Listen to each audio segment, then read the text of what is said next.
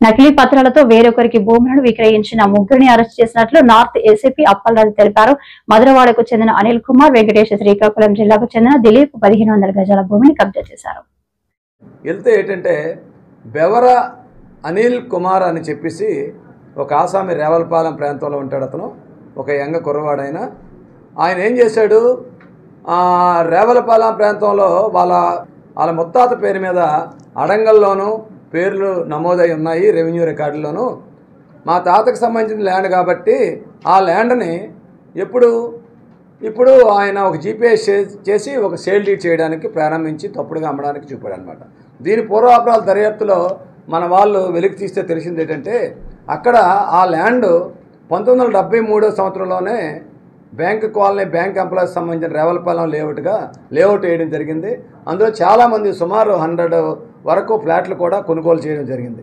ఇందులో భాగంగానే వీళ్ళు చదును చేసి వీళ్ళు ఆక్రమించుకోవడానికి ప్రయత్నం చేసిన ల్యాండ్ ఒక 5 సభ్యులకు సంబంధించింది అనమాట. వీళ్ళందరూ కూడా సుమారు 70 సంవత్సరాల సీనియర్ సిటిజన్స్ ఎప్పుడో కొనుక్కొని ఎక్కడెక్కడో ఇప్పుడు కంప్లైంట్ ఇచ్చిన ఆయన ప్రకాశ్రావు గారు అని చెప్పి సీనియర్ సిటిజన్ ఆయన సుమారు 72 సంవత్సరాలు ఉంటాయి. మనకి అమలాపురం కోనసీమ జిల్లాకు సంబంధించిన అమలాపురం వాసిగా మనకి తెలిసిందనమాట. ఆయనతో పాటు అలాగే సేమ్ ఏజ్ గ్రూప్లో ఉండేవాళ్ళు ఒక అతను హైదరాబాద్లో ఉంటాడు, ఇంకొకరు ఏమంటే చనిపోయాడు, వాళ్ళ భార్య మన సిటీలో ఎక్కడ ఉంటారు, వాళ్ళ పిల్లల పేరు మీద రాశాడు ఆయన, వాళ్ళు అమెరికాలో ఉంటున్నారు.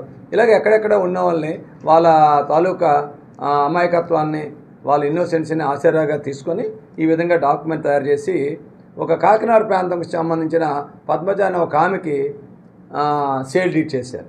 దీన్ని ఎంక్వైరీ చేయగా జీపే చేసుకుంది 27వ తారీఖున చేసుకున్నారు, 5వ నెల. సేల్ డీడ్ చేసిందేమో 30వ తారీఖున చేశారు, అంటే వితిన్ 3 డేస్లోనే. మరి ఎలా చేశారో మరి కొనుక్కు దగ్గర అది 4 కోట్ల విలువకి మాట్లాడి కొనుక్కున్నట్టు ఆ డాక్యుమెంట్ ప్రకారం తెలుస్తుంది. ఇప్పుడు ఏంటంటే వీళ్ళ విషయంలో దర్యాప్తుగా పూర్తిగా మనం ఎంక్వైరీలో చేసింది ఏంటంటే 2019లో కూడా సేమ్ ఈ బ్యాచ్ ఇంకోళ్ళకి అలాగే అమ్మ చూపి ఒక ట్రాన్సాక్షన్ చేశారు.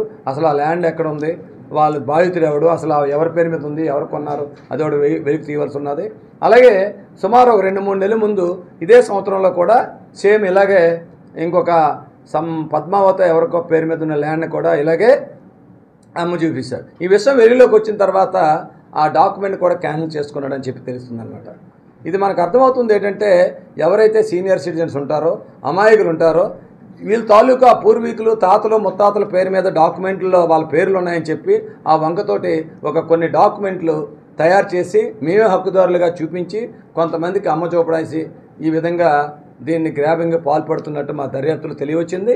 అందువలన ఇప్పుడు ఈ బెవర అనిల్ కుమార్ అని తర్వాత వాళ్ళకి అన్నయ్య అవుతాడు బెవర వెంకటేష్